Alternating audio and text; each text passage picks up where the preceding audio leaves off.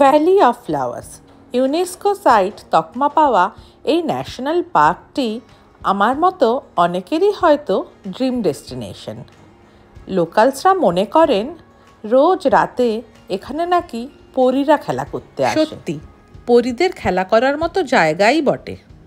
এত সুন্দর এই ভ্যালি, যার সৌন্দর্য বর্ণনা করার মতো ভাষা আমার নেই। হিমালয়ের কোলে উত্তরাখণ্ডের চামোলি ডিস্ট্রিক্টে 2 কিলোমিটার চওড়া ও 8 কিলোমিটার বিস্তৃত এই ভ্যালিতে রয়েছে 500রও বেশি রকমের ফুলের সম্ভার। সবুজে মোড়া এই ভ্যালির মধ্যে দিয়ে বয়ে চলেছে পুষ্পাবতী নদী, আর রয়েছে বেশ কিছু সুন্দরী ঝর্ণা।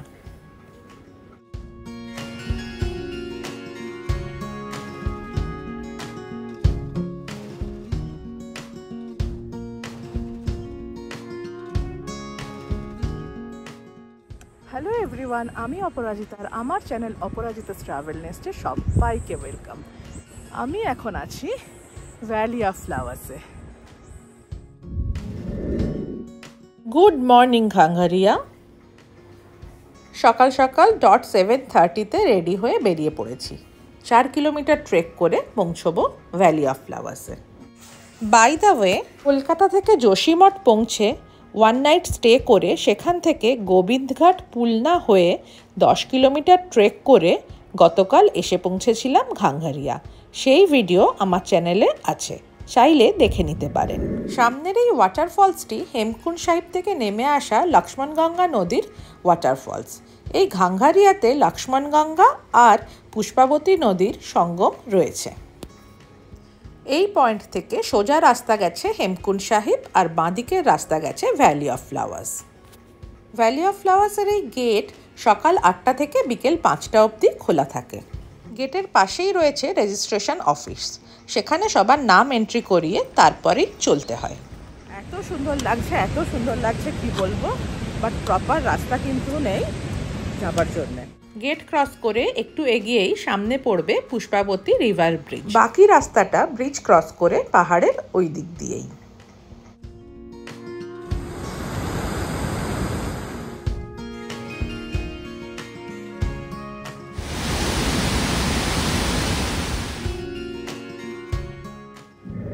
ব্রিজ ক্রস করার পর নেক্সট 2.5 কিলোমিটার রাস্তা কিন্তু বেশ চড়াই, আর রোড কন্ডিশনও খুব একটা ভালো না।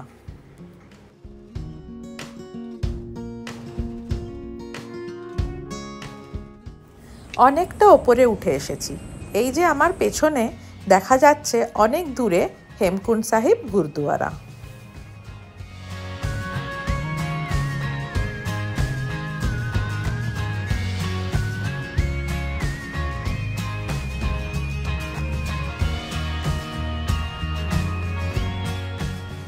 ভ্যালি অফ ফ্লাওয়ার্সে কিন্তু ঘোড়া বা মিউল আসে না, তো তাই কেউ হাঁটতে না পারলে তাকে বাস্কেট বা পিঠুতে করে আসতে হবে। রাস্তা একদম ভালো নয়, পুরো পাথরের এবড়ো খেবড়ো রাস্তা। 4 কিলোমিটার টোটাল ডিস্টেন্স হলেও তার মধ্যে 2.5 কিলোমিটার বেশ চড়াই। আরও বেশ খানিকটা চড়াই উতরাই পেরিয়ে দেখতে পেলাম দূর থেকে ভ্যালি অফ ফ্লাওয়ার্সের ফার্স্ট ভিউ। এই ঝর্ণাটা ক্রস করার পর থেকেই ভ্যালি স্টার্ট হয়ে যায়। চলার পথে ডান দিকের ভিউটা জাস্ট দেখুন। সামনের এই পাথরটার নাম বামনধাড়। এই বামনধাড় দেখা মানেই ভ্যালি অফ ফ্লাওয়ার্সে পৌঁছে গেছি। এটি ভ্যালি অফ ফ্লাওয়ার্সের ফার্স্ট পয়েন্ট। বামনধাড়ে পৌঁছে কিছুক্ষণের জন্য স্পিচলেস হয়ে গেলাম। এত সুন্দর লাগছিল, কি বলবো। গ্রিন ভ্যালি, তার মধ্যে চারদিকে ডিফারেন্ট কালারের ফুল ফুটে আছে, কিছু কিছু জায়গায় পিঙ্ক প্যাচেস হয়ে আছে পাহাড়ের মধ্যে। সব কিছু মিলিয়ে আমি তো জাস্ট স্পেল বাউন্ড।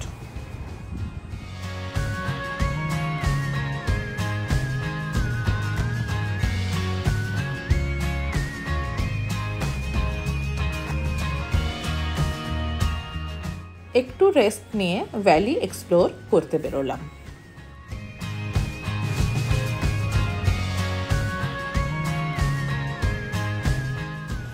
এখন ভ্যালি এক্সপ্লোর করছি, দেখি কতটা যেতে পারি। প্রত্যেকটা স্টেপই অ্যাকচুয়ালি দেখে ফেলতে হচ্ছে, পাথরের আনইভেন রাস্তা। Once in a life time experience.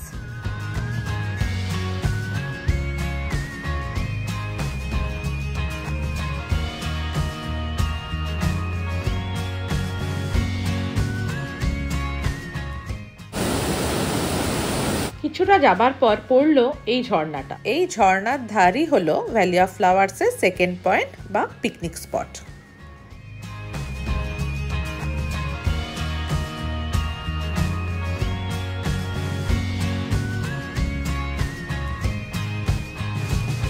পেছনের এই ঝর্ণাটা ক্রস করতে গিয়ে আমার জুতোটা পুরো ভিজে গেল। অ্যাকচুয়ালি বলেছিল দুই একজন জুতোটা খুলে নিতে, আমি খুলিনি, ভাবলাম পাশ কাটিয়ে চলে আসতে পারবো হয়তো, বাট ভিজেই গেল। যত এগোচ্ছি তত যেন মেসমারাইজ হয়ে যাচ্ছি।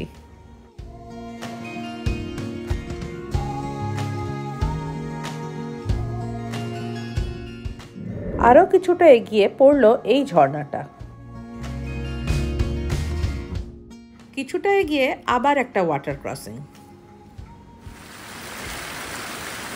এই পয়েন্ট থেকে সোজা গেলে পুষ্পাবতী রিভার বেড, আর ডান দিকে গেলে মেম সাহেবের গ্রেভ। আমি যাচ্ছি গ্রেভের দিকে। এটি ভ্যালির স্টার্টিং পয়েন্ট বামনধার থেকে প্রায় 3.5 কিলোমিটার দূরে। ব্রিটিশ বটানিস্ট লেডি জোয়ান মার্গারেট 1939 খ্রিস্টাব্দে এখানে এসেছিলেন ফুল নিয়ে রিসার্চ করতে। কেউ বলেন তিনি ভ্যালিতে পা পিছলে পড়ে গিয়ে মারা গিয়েছিলেন, আবার কেউ কেউ বলেন তিনি ফেরার রাস্তা খুঁজে পাননি, ভ্যালিতে হারিয়ে গিয়েছিলেন। পরে তার বোন এসে যেখানে তিনি মারা গিয়েছিলেন সেখানে তার নামে একটি সমাধি করে দিয়ে যান।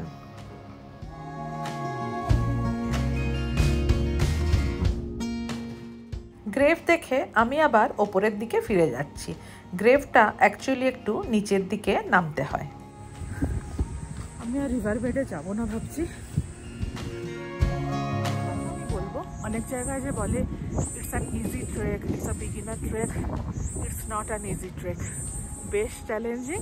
হ্যাঁ, ভ্যালিতে হাঁটতে সেরকম কষ্ট হয় না, ভ্যালিটা হাঁটাটা কমফোর্টেবল, বাট ভ্যালিতে আসা অবধি বেশ চ্যালেঞ্জিং। যারা রেগুলার ট্রেক করে না বা যারা ফিজিক্যালি ভীষণ রকম ফিট নয় তাদের কাছে চ্যালেঞ্জিংই লাগবে।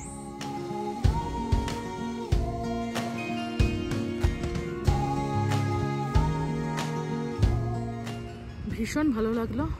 এইটুকু বলবো, যদি হাঁটতে নাও পারেন, ঘোড়া আছে, পিঠু আছে। অ্যাকচুয়ালি ঘাঙ্গারিয়া অবধি ঘোড়ায় আসা যায়, তারপরে পিঠুতে আসা যায়। চলে আসুন, মনে জোর বাড়িয়ে ভ্যালি অফ ফ্লাওয়ার্স চলে আসুন, ভীষণ ভীষণ ভালো লাগবে, লাইফ টাইম এক্সপিরিয়েন্স।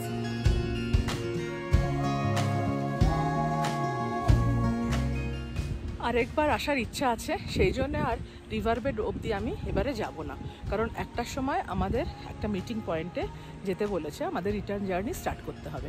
এখন বাজে অ্যারাউন্ড 12 o'clock। তো আমি এখানে একটু বসে থাকবো, ভীষণ ভালো লাগছে, একদম শান্ত নিরিবিলি পরিবেশ। তো তারপর রিটার্ন জার্নি স্টার্ট করব। আবারও বলবো, পারলে একবার আসুন, ভীষণ ভীষণ ভালো লাগবে। আমার আরেকবার আসার ইচ্ছা থাকলো, তখন যাব যদি আসা হয় রিভার বেড অবধি।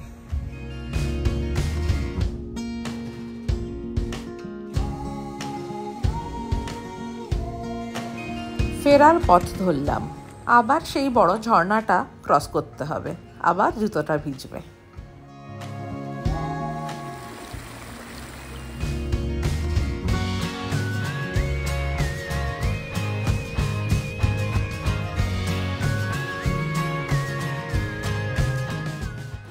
ওই যে বামনদারের কাছে আবার এসে গেলাম, যেখান থেকে স্টার্ট হবে আমাদের রিটার্ন জার্নি।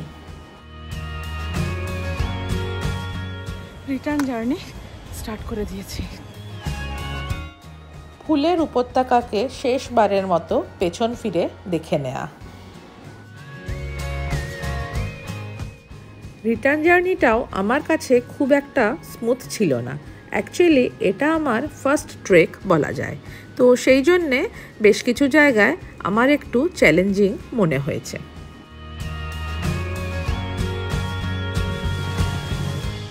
ওই যে দূরে পুষ্পাবতী রিভার ব্রিজ দেখা যাচ্ছে, তার মানে ট্রেক প্রায় শেষের পথে।